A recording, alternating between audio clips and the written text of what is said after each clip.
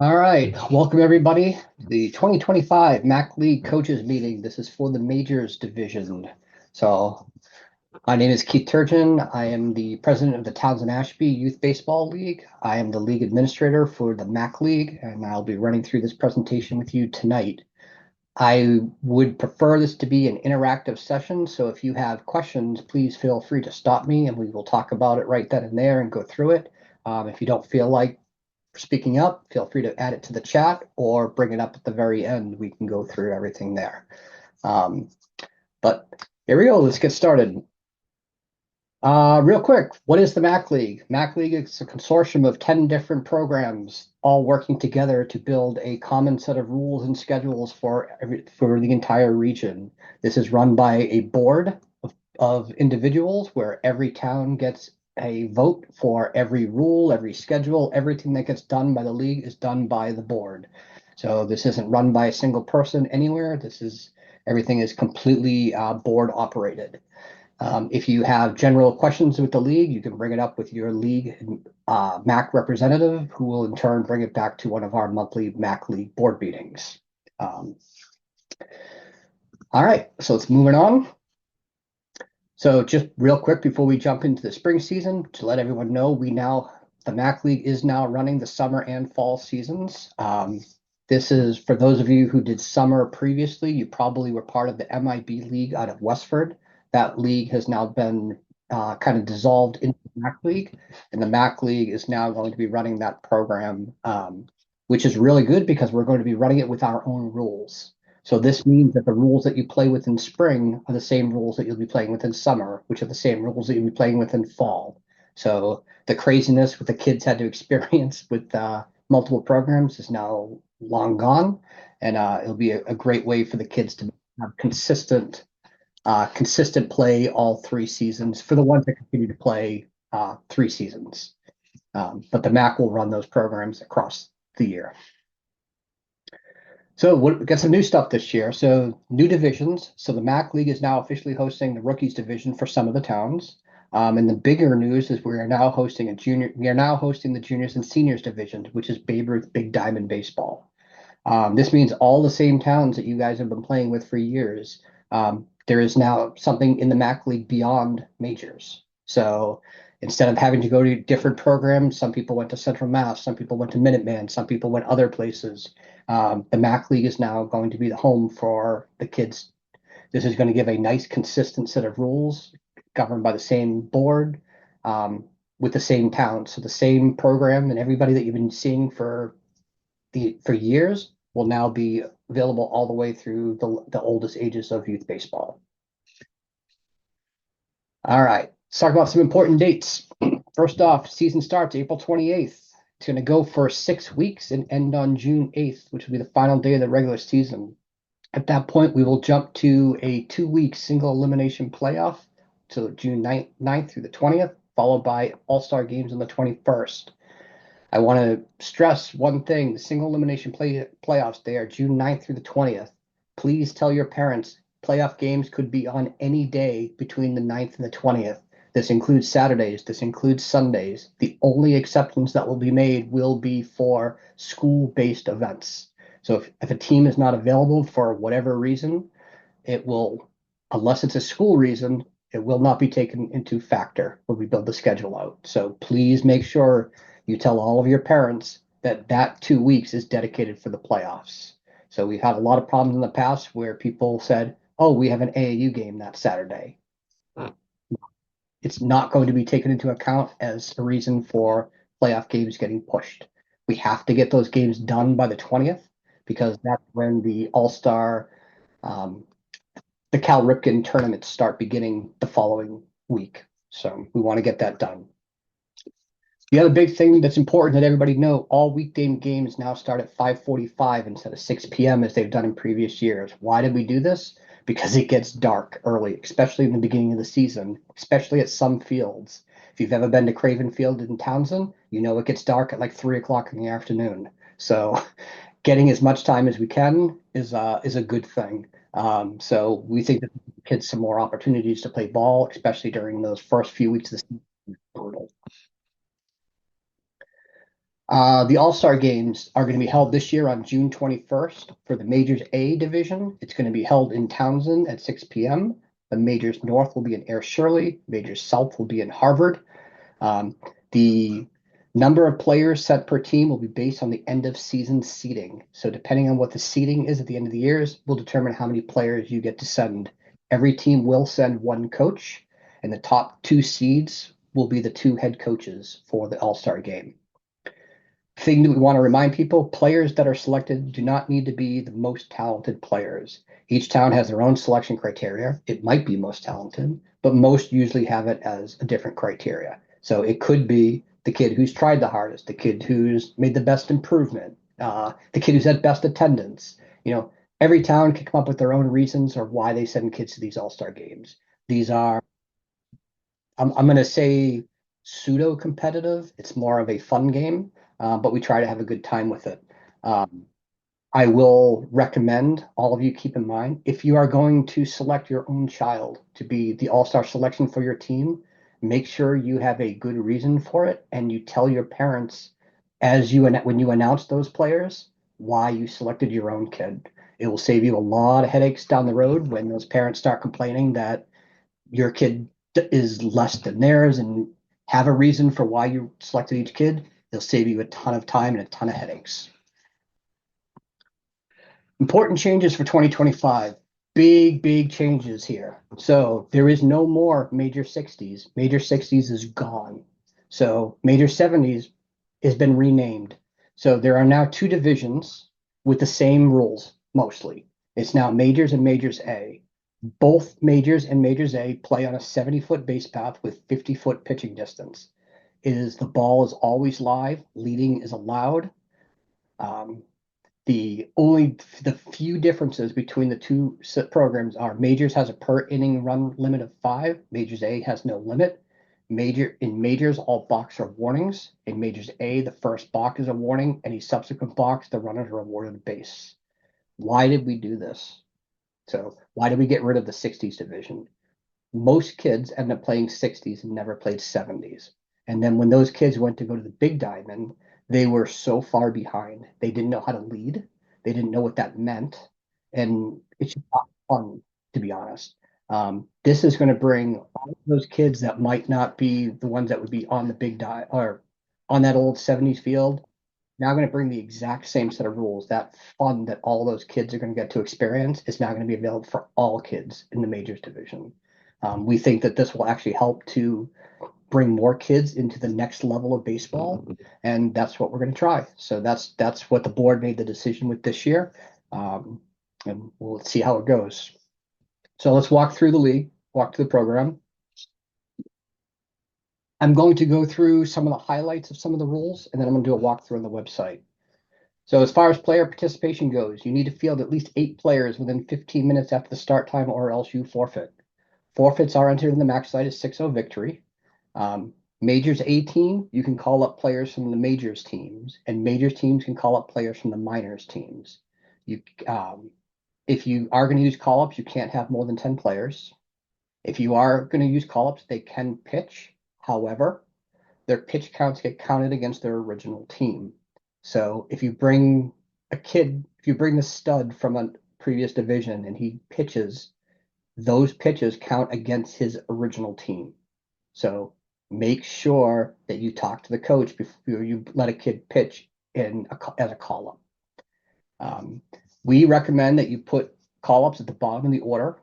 Call-ups should play the minimum 6 defensive outs, but otherwise roster players should get priority to be in the field. You shouldn't have a kid that is on the team sitting on the bench and a kid that was called up on the field. So call-ups are not designed to make your team better. They're designed so that you can actually play the games. So please keep that in mind and how you use that. It's kind of they're recommendations, but we strongly recommend some of it. Games and scoring. No new inning can be started 2 hours after the official start of the game as determined by the umpire. What is the official start? That does not necessarily mean 5:45 or whatever it says on the schedule. It means whatever time the umpire says play ball. That's the official start of the game. So if the game doesn't start till 6 o'clock, you have 2 hours from that point. If it starts at 5:50, you have 2 hours from that point. So just keep in mind it's not necessarily 5:45 on the dot. It's whatever time play ball happens. Um, so umpires, in collaboration with the two head coaches, make the call to stop play before the time limit due to weather or darkness. Home team should be paying the umpire before the game and provide at least 2 game balls. Um, we don't recommend that you use more than 2 game balls per game. If you're in a game and the 2 game balls get lost, go to your practice bucket, grab the best looking white ball that you have, and use that for the remainder of the game. Everybody here is from a rec program. We all have limited funds, and having to go through 10 balls in a game because foul balls couldn't get collected is too expensive. So just use 2 new balls and then go to your practice bucket after that. In majors, there is a 5-run max per inning, except for the 6th or last inning, which allows unlimited runs. There is no limit for Major A. Majors mercy rule. So there was some confusion last year because we had it written is 2 different things in 2 different places. The correct rule is, and it's the one that should have been used for the most part last year, but was misconstrued because of the way it was written, is at the end of the 3rd inning, one team has a lead of 15 runs or more, there's a mercy. The end of the 4th inning or the top of the 4th, if the home team is ahead, one team has a lead of 10, that's the mercy. And during the bottom of the 4th, if the home team goes up by 10, the game is immediately conceded. So it's the same rule we've actually had for 2 years. There was some confusion because of the way the website was written last year. The score at the time of the mercy, the rule score at the time the mercy rule is applied is what you report on the max site. Once the mercy happens, you can continue to play the game until its natural end with a 2-run max per inning. If we recommend it when you can, keep the kids playing ball. If it was a bad game and the kids shouldn't be continuing to play, don't do the extra innings. But you have that option to keep playing those extras in it, the rest of the game with a 2-run max. Any pitching after the mercy rule is applied still has to be reported on the max site. So those pitches will count against your pitchers. So keep that in mind. We recommend if you're going to continue playing after a mercy, switch to some kids who never pitched before and need the experience. It's a great time to get other kids that experience pitching. Both teams need to report the game results on the max site within 24 hours, preferably within a couple of hours. So if you have a game, when you get home, post the information on the website. That's what I recommend. It's going to be important. And then we'll go through and we'll show you exactly how to do that in a little bit. For games that are not played, so games can only be rescheduled due to weather, not lack of players or coaches conflict. So this means the only time you can reschedule a game is if there's going to be bad weather. So if you don't have players, you need to use the call-up system. Just because your best player is not available because they're doing something else does not mean you can reschedule the game. You have to use the call-up system and keep the game. So if there's bad weather, different story. We have a process for that. So for rainouts, you want to reschedule the game as close to the original date as possible. We have a small season. It's only 6 weeks. If you don't get your makeups in quickly, you're going to get loaded at the end of the season and you will be playing games back to back to back to back. It's not fun. No one wants to do it. So try to make up your game as fast as possible.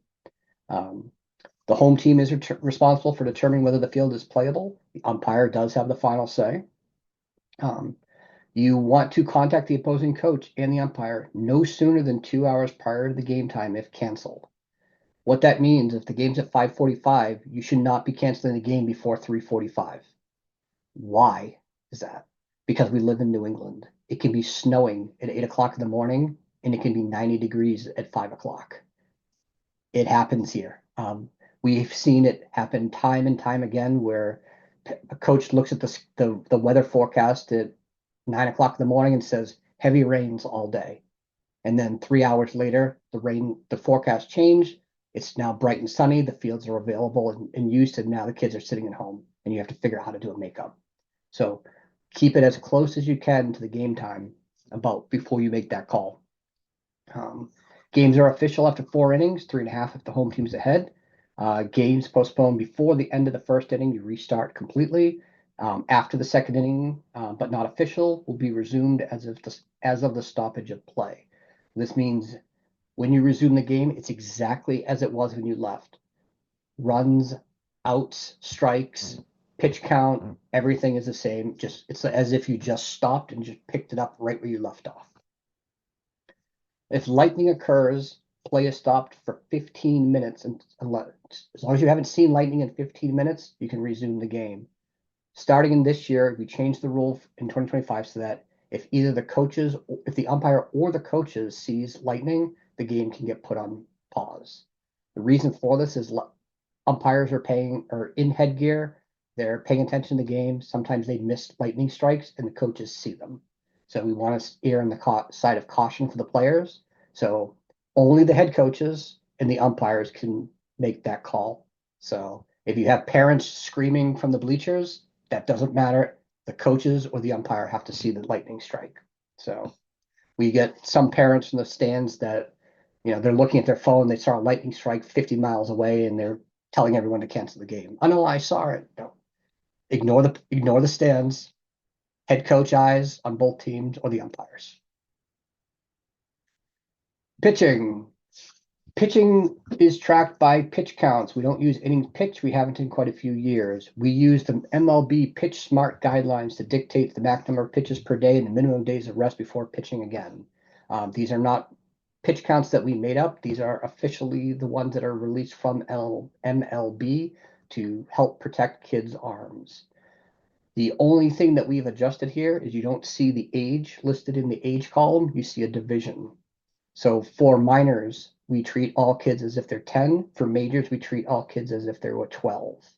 So that way we don't have, well, this kid is younger or that kid is, we don't keep track of it by age. We keep track of it by division. Some things I want to note here. An example, if a player throws 40 pitches on Tuesday, he can't pitch again until Friday, which means Wednesdays and Thursdays are rest days. So if you see 40 pitches, that puts you in this category, which means 2 days rest. Okay. Another thing that we get a very common question on is you cannot finish a batter and go into the next day's rest category. If your pitcher is at 35 pitches in the middle of an at-bat, pull them out, because if they go to 36, they now have 2 days rest instead of one. This is a very, very common question and a very common complaint.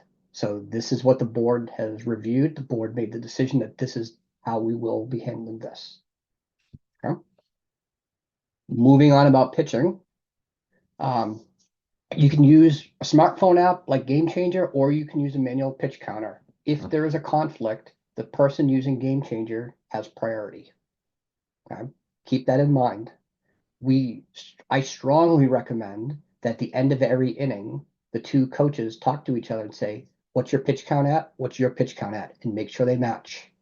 Okay. At the end of the game, make sure you talk to the other coach and say, what's your pitch counts at? That way, when you report them on the site at the end of the day, there's no discrepancy. There is a new rule in this year that if you lie on your pitch counts or don't post them, there are penalties now. So there are suspensions for putting things in incorrectly. So please make sure you do your pitch counts properly. Okay. Some other things during the pregame meeting with your umpires, let them know which players are ineligible to pitch for their team. Let's see, what else here is important? Oh, the other one that's very important to know, pitchers are allowed to finish an at-bat if they reach their daily limit during an at-bat.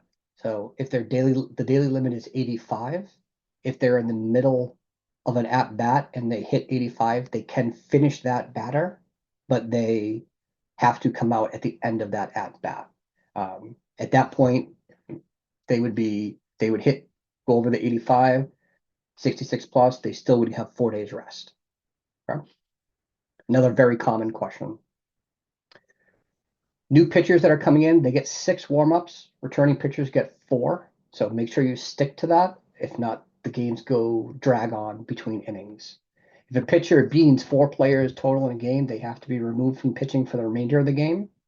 You're allowed 1 mound visit per inning. Second visit is only to remove the pitcher.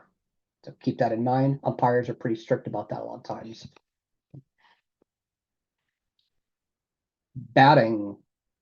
On-deck batters are allowed behind the third or first base coaches where they're standing, unlimited fields.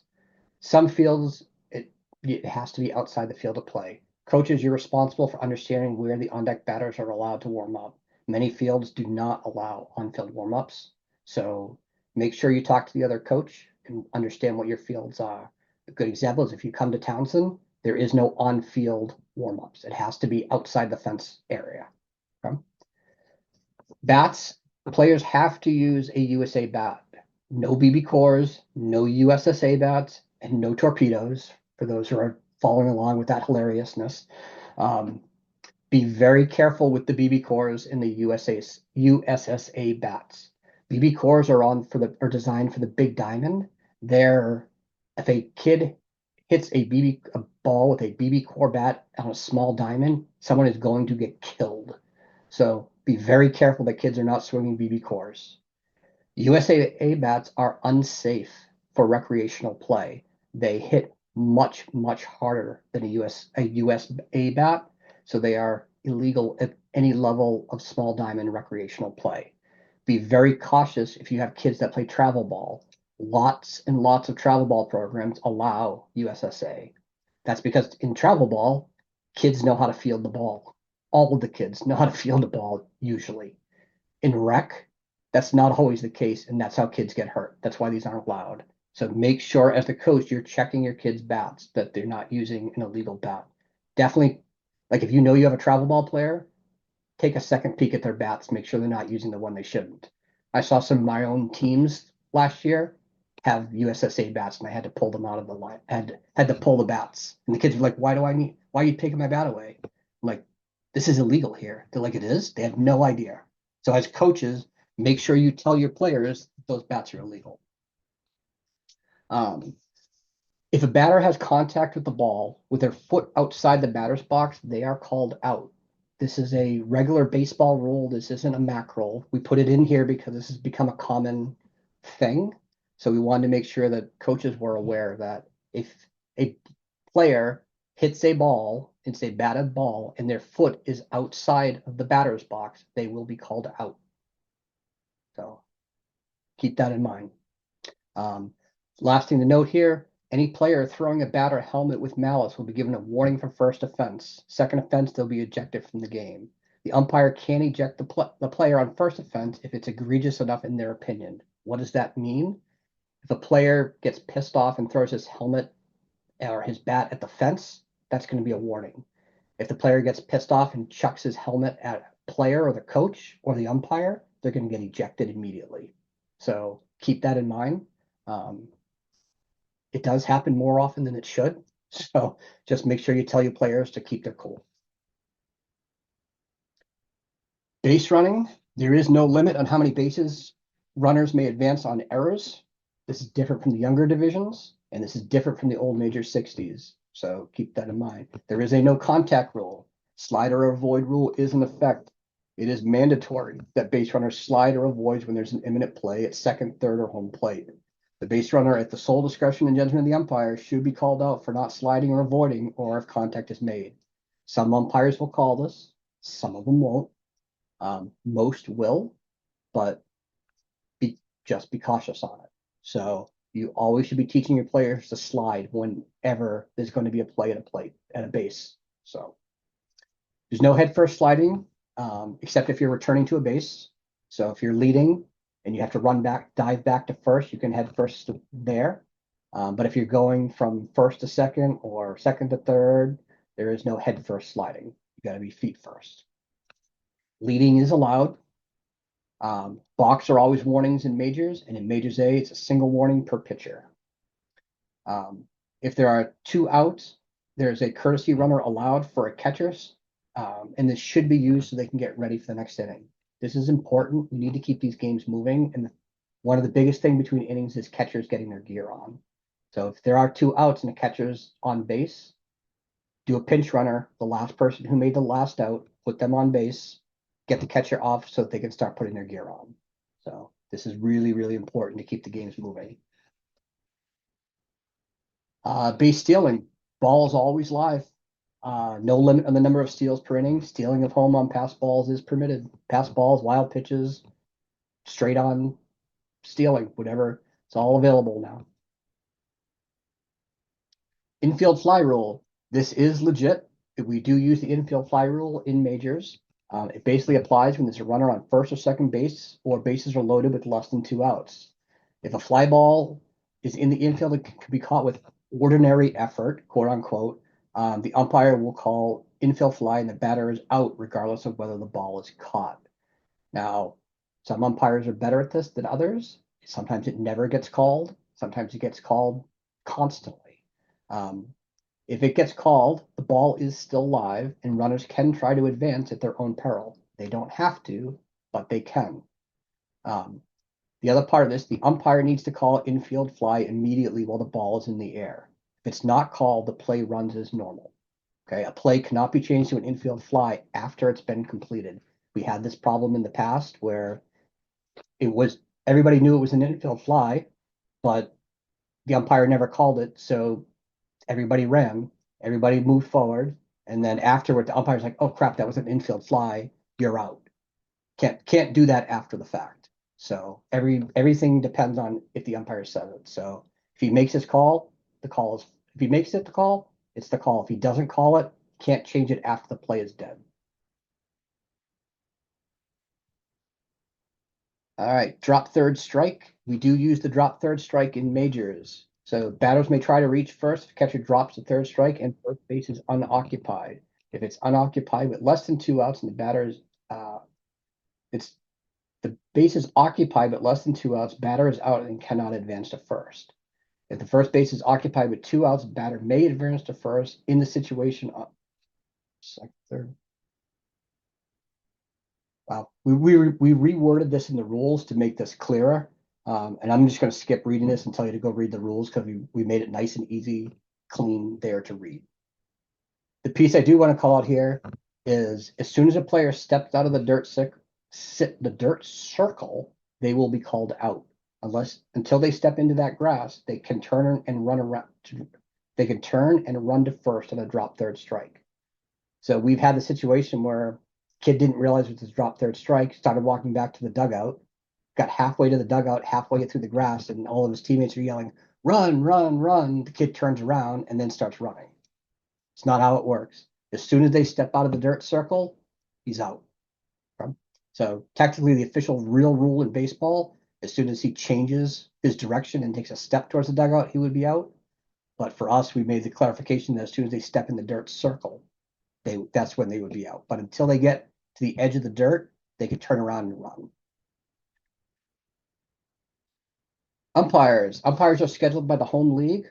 One patched umpire is needed at the majors level. No unpatched umpires are allowed at majors. So umpires are to be paid $90 before the game starts.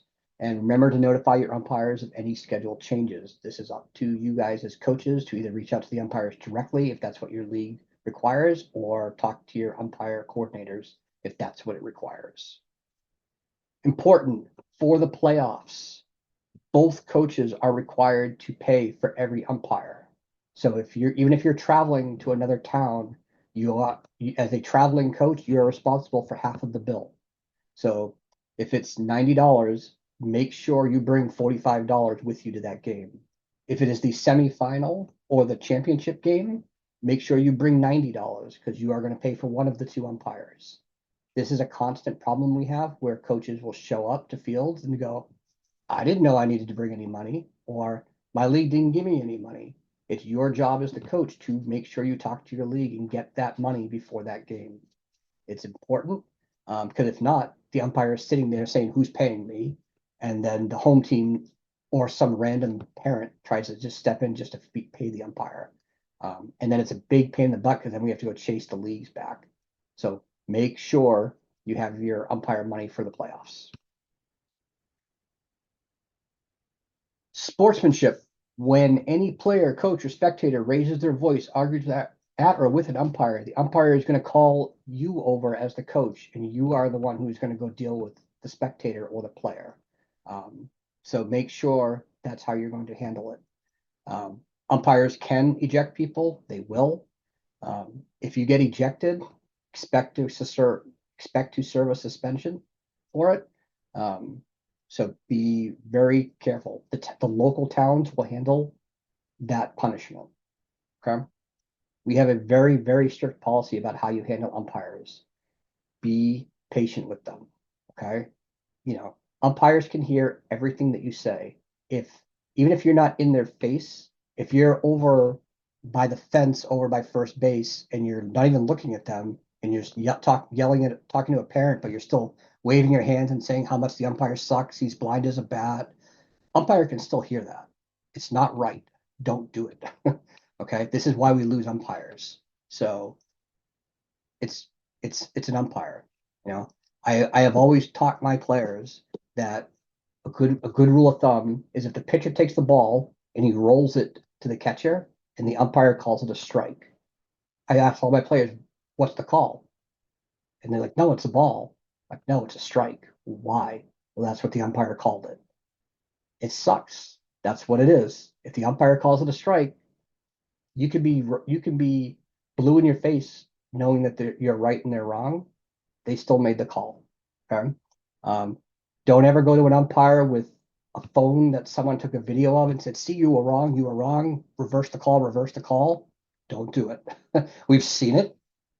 There are no protests at any level of the MAC, so don't do that. Um, all right. The other things to note here, we do expect and encourage the kids to chant and get loud for cheering on their teammates. It should never be negative towards the other team. Shouldn't be saying the pitcher sucks. Shouldn't be saying drop it when people are trying to catch it. When a pitcher starts his windup, everybody should be stop screaming, stop chanting. Um, we shouldn't be using that as trying to get the pitcher off guard. It should be cheering your own players on, not trying to use screaming and cheering or whatever you want to call it as an advantage. If you have any issues with the umpires, bring it to the attention of your local MAC League rep, who will handle the issue. If they deem it necessary, they'll bring it up to the MAC board. So, some information on fields. Um, as you travel to other fields, remember that whatever the safety rules of that field, you and your spectators need to follow. While we are no longer in a COVID situation, every town has sometimes crazy rules. Let's just say one town says everybody that comes to our town has to wear a mask. This is the rule of our town. Even if your town doesn't have that rule, if you go to that town, you have to follow their rules. If you don't follow their rules, you will forfeit. Okay. So keep that in mind. So again, hopefully we never have to deal with that situation again. But local towns hold rules and they call the shots. Another thing to note, most fields don't allow dogs to be brought. I think there's 2 fields out of the 18, 20 fields that are available that actually are okay with dogs arriving. Most of them don't. Make sure you stress to your parents and all your spectators, don't bring dogs to away games. It's important. The reason for that is the last bullet here where it says, if any rule is suspected of being broken, the umpire will put the game on hold until the offending rule is rectified. I had this happen twice last year where a spectator brought a dog to a game. The umpire put the game on hold until the person took the dog and left. So this does happen, and all the players and all the other parents and the umpire will sit there and stare at the person that's not following the rules until they comply. So make sure you tell your parents, don't break the rules. So this is how we're getting away from, instead of calling the police for this stuff, we're just pausing the game. And that usually works pretty quickly. Um, None of the fields allow smoking, vaping, chewing tobacco, drug use, alcohol. None of that stuff should be done to any of the fields. Tell your parents if they brought a Yeti cup, we know that there's alcohol in it. Don't do it. We're not stupid. We've all been here before. If you happen to have a red Solo cup, we really know what you've got in it. So if somebody comes by and can smell it on you, they're going to stop the game and you're going to have to leave. Okay. And please just treat all the fields when you're traveling as if they're your own. Make sure you clean up the dugout before you leave. make sure you clean up the spectator area. If they have bleachers and your spectators made an absolute shithole and dropped trash everywhere, do the right thing and clean it up before you leave. You know, you would hope that they would do that at your own fields. So do it. Tell your parents to do that when you go to other fields. Um, for coaches, make sure the kids that are in the dugout aren't writing on the dugouts. You know, it's funny. Like I look at all my dugouts, my home dugouts are pristine, and all my visitors' dugouts have more graffiti on them than it's like a constant thing every year. The visitor dugout always has to be painted. So please tell your coaches, you know, as coaches, tell your players to knock that crap off. All right. I'm going to walk through the website now. Any questions on anything that I've said so far? All right. All right. This is the MAC website. It is macleague.org. Get used to this website. You're going to spend a lot of time on this site. Okay. So give you a quick look around here. There's a section all the way here in the top right. It's called resources. These are where your rules are listed. So for you guys, there's going to be two rules that are important. There's the general rules and the majors rules. General rules are anything that's kind of generic across the league. These are not things that are playing rules. These are league rules. Okay. So, about scoring, about the rules on mercies, call up process, games not weather, those types of things you're going to find in the general rules. And then in the majors rules, these are the rules that are specific for playing. These are the ones that when you're at a field, these are the ones that you probably want to have a copy of or can bring it up on your phone if you need it. So when you look at the rules, you're going to see a couple different things in here. If you see things in blue, this means it's just different from the previous division. So the ball is always live. It's in blue because in the minors division, that's not the case. So the reason we do it this way is so that as you go up the different levels, you can see what different from what you did. So if you just moved into majors from minors, what's different? That will give you, that's a good way to figure that out. Whereas everything in black should be pretty consistent across all divisions. And then if you see anything in red, this is a rule that has been altered in some way this off season. So as I mentioned earlier, we reworded the drop third strike rule to make it a little bit more human friendly reading it, which obviously, as you could tell, as I was twisting all over my words trying to read it earlier, that's one of the reasons we did that. The rule itself isn't different. It's just reworded to be more clear. All right. When you come in here, there's going to be, so you've got that under your resources. I will post, so right now you've got the 2024 coaches meetings listed here. I will replace these with the 2025 ones, where you'll be able to find the PDF for the presentation I gave tonight, as well as the recording will be listed here where you'll be able to watch it. Here under divisions, so I'm going to come in here and I'm going to click on, say, Majors A. This is where you're going to be able to come in and see where the standings are, the games for today. You'll be able to see the full schedule by clicking here. See every game. If you come into standings, you'll be able to see the more detailed, expanded standings here. I want to draw your attention to one thing here. This is going to be ordered by percentage, okay? Our program uses points, which are not represented here, okay? So keep that in mind when you look towards the end of the season. Just because you might be in first place does not necessarily mean you're in first place. That just means you have a higher percentage. It goes by points. Usually, like 95% of the time, it's consistent. But there is about 5% of time where sometimes this team would get rated higher than this team because they got more points. So we tend to find that when people don't play all their games.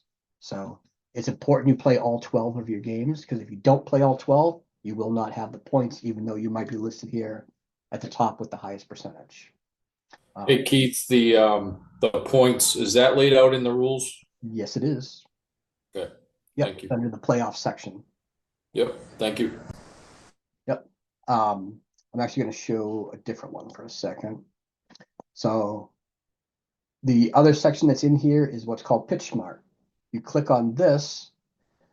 I put in a couple of test teams here so you can kind of see it's showing now. It will keep track of pitch counts. Okay, these are 2 players not available here, not available here, then they're available for these games. And I'll go in to show you how we do the pitch counts in a second, but I want to show you that you can look at this league wide on which players are available, who pitched how much, and all that stuff is all listed here online now. So this is what we were hoping this feature would have been available on the website last year. It wasn't, but it is here now, and it actually works pretty well. All right, so moving on from the divisions and the kind of the standings section, we got teams. So in here, you will find every team listed. I'm going to come in here. I'm just going to pick on one of my own teams. So in here, this is the majors division. When you come into your landing page, this is where you will find the information on your coaches. Okay. Everybody should have got a invitation other than I think Groton today. So Groton, I'm waiting for them to get back to me, but everybody else should have got an invite to their team on here. Once you accept it, your name will show up like it does here on this site. This is how you find contact information for the other teams. So if you've got a potential rainout, you go to here, you click on their team, and now you can contact that coach. That's how you do that. Okay. When you come in here, the next thing you go down is you'll see roster. You'll see your rosters will be all preloaded for you. Okay. When you come in here, you should click the edit button and put in the numbers for the jersey for every player as soon as you have them. We didn't put it in because honestly, most people don't have this information until day one. So, but once you have it, you should put that in there and hit save. What you should not do is hit this roster upload. This will this is a way to add players to your team. Please don't use that. If you need to add or remove anybody from this, please reach out to me and I will take care of it for you. Okay. So that's the roster. I'm going to skip games for a second and I'm going to jump to PitchSmart because there's one thing here I want to show. So in here, you can come in after a game and one thing you're going to notice is it's showing every player on this team is 12 years old. Okay. This is what we use. This is why we said earlier that for PitchSmart, every player in majors is considered 12. So even though some of these kids might not be 12, some of these kids might be 9. For pitch counts, everybody is 12 in majors. Okay. And you will see different things showing up here based on that. If you click on games, you'll see your entire game schedule eventually. So you can see all of your games that you have listed. I will say this, the schedule is now locked. Okay. It is final. All of the league directors have approved this schedule. At this point, if there are mistakes, if there are anything that needs to be adjusted, you need to talk to the other coach of the other team and work out a solution. The league is no longer going to make any changes to scheduling. I know I got about 12 emails from people today saying, hey, my schedule. Talk to your leader, talk to the other coach. You guys work it out between the two of you. But everything that's listed here is final. Okay. Things to note here. If you need to change a game, you need to reschedule it. You can come in here. You can click this edit button. And then you can change any of the details of it, where it's being played, the date, the time, the opponent, and just hit save. Real quick, real easy. You have the option to cancel the game. I don't recommend using it because it makes the game disappear from the schedule. I would recommend leaving it here, even if you didn't. If the game got rained out, I would leave it here, and then when you have a rescheduled date, go in and change it. This system does not notify parents, so it's okay to have games that are listed here that there's no notification to parents here, so you don't have to worry about that. Every town should have their own method of notifying parents about changes.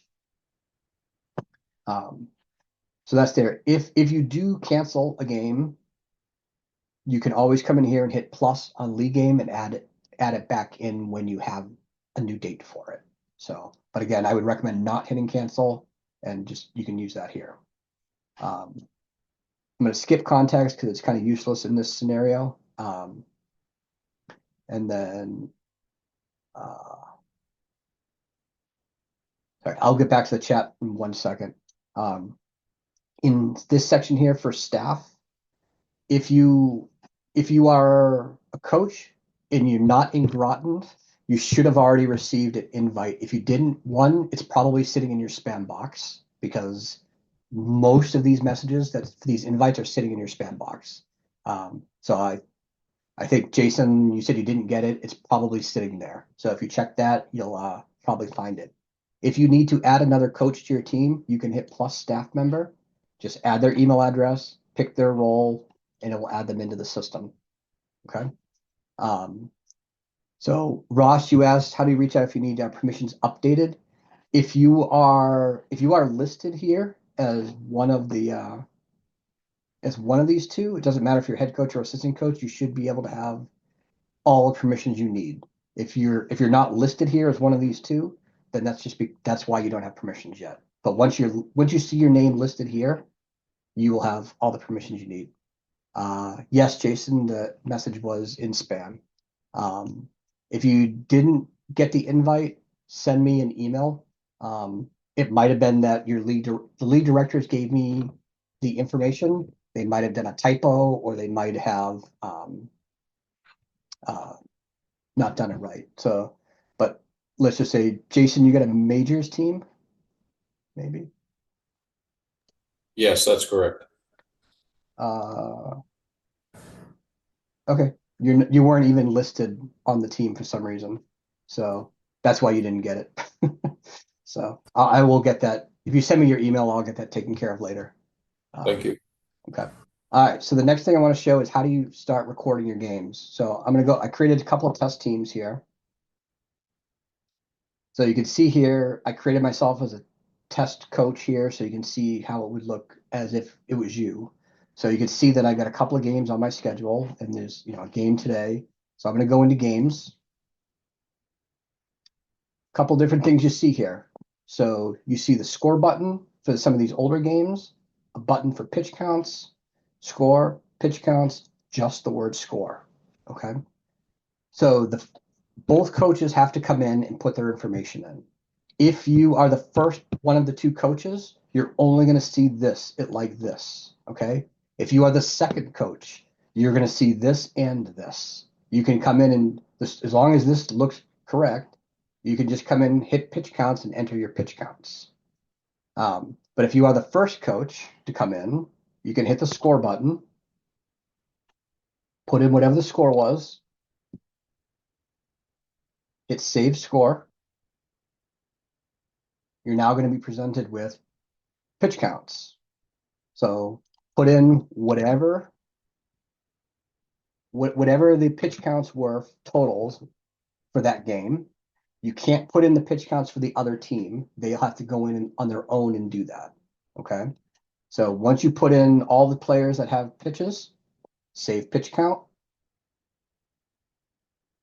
And now your pitch counts are stored in the system.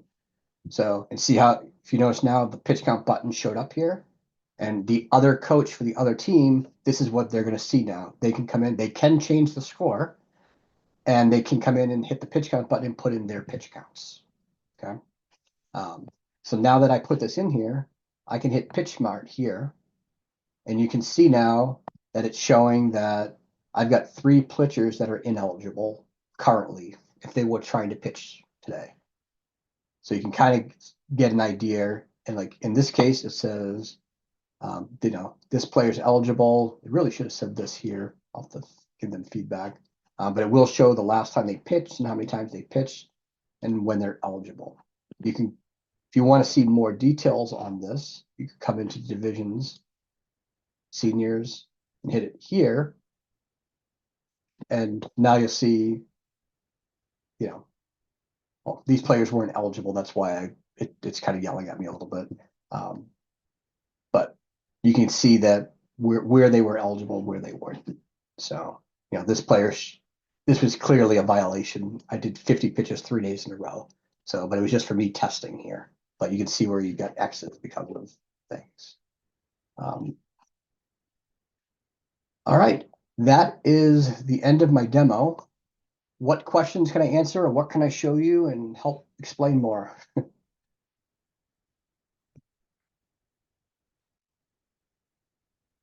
No questions? Yeah, so Jeremy did send me the invite. I just got it. When I click on it, it's asking for an email address and a password.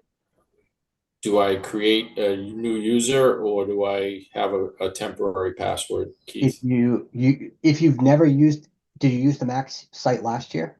No. Okay, then you'll need to create a new account on the Max site. If you used it Okay. last year, it's the same exact credentials.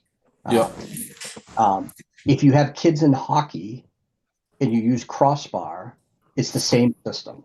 So if you use your Crossbar credential, oops, uh, Andy, I'm going to mute you because it's feedback. Um, it's the same exact system. So I know a lot of people. I think Jason, you might have a use hockey. Most hockey places use Crossbar. So use those credentials. It's the same one.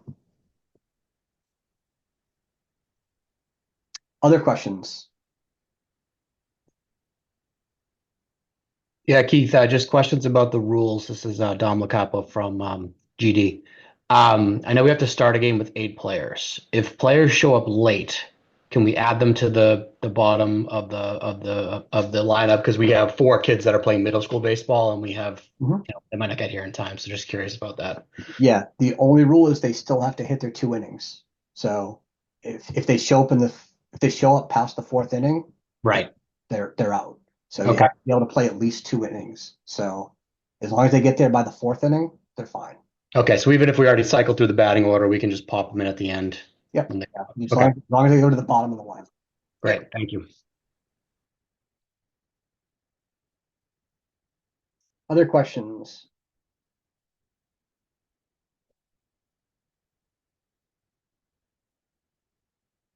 All right. Well, with that, if there's no more questions, I'm going to call it. If you do have questions that you have, feel free to email me after this. More than happy to get back to you whenever I can. It'll hopefully be tomorrow. But other than that, I wish everybody a great season. Have a great year, and we'll see you all in the playoffs at the end of the year. Thanks a lot. Appreciate it. Thanks, Keith. No problem. Have a great season, everybody. Take care. Take care. See you.